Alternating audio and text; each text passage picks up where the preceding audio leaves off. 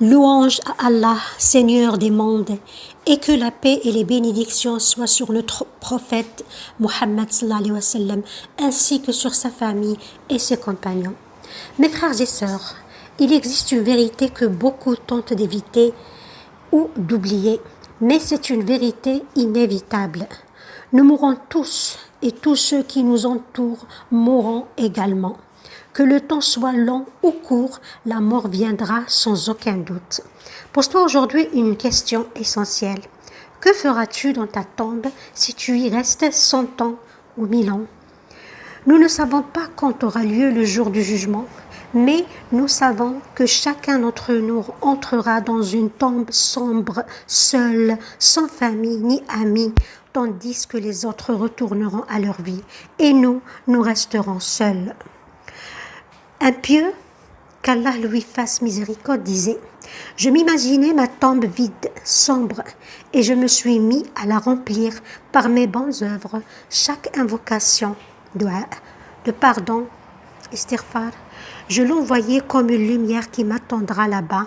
Chaque raka'a que j'accomplissais, je l'imaginais comme un dépôt précieux dans ma tombe. » Il disait encore, à côté de ma tête, j'aurais besoin de centaines de lectures complètes du Coran. Dans les angles de ma tombe, des milliers de glorifications tasbih.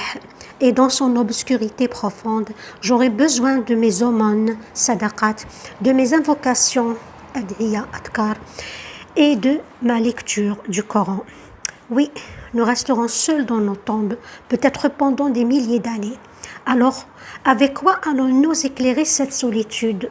Rappelez-vous les paroles d'Allah au sujet des donateurs. Al-Mutasaddiqin, ils n'auront rien à craindre et ils ne seront point attristés. Cette promesse apparaît à 2 reprises pour les donateurs dans la sourate Al-Baqarah, versets 262 et 274.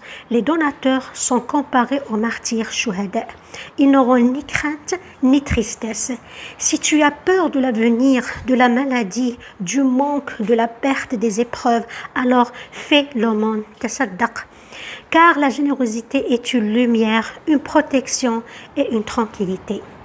Et viennent ensuite les invocations et la prière sur le prophète sallallahu alayhi wa sallam qui illumine le cœur, tandis que le dhikr, les bonnes actions et la lecture du Coran remplissent la tombe de sérénité.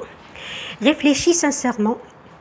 N'est-il pas meilleur d'envoyer chaque jour du dhikr, des prières et du Coran vers ta tombe, plutôt que de perdre ton temps dans les commérages, les disputes et la poursuite effrénée de la vie d'ici-bas? Prends soin de ta tombe plus que de ta vie terrestre.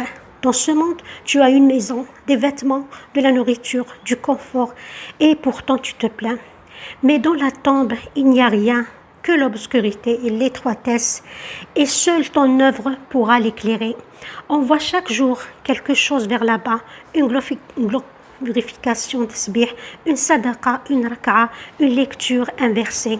Fais de ta tombe un jardin parmi les jardins du paradis. Oh Allah, accorde-nous une bonne fin. Allah, fais de nos tombes des lieux de lumière et d'espace. Allah, répand tes bénédictions sur notre prophète Mohammed sallallahu alayhi wa sallam. Et souvenez-vous, la mort est inévitable. Travaillez pour votre au-delà avant que n'arrive le jour où le mécréant dira « Allah, renvoie-moi sur terre afin que j'accomplisse le bien que j'ai délaissé. » Mais il sera trop tard.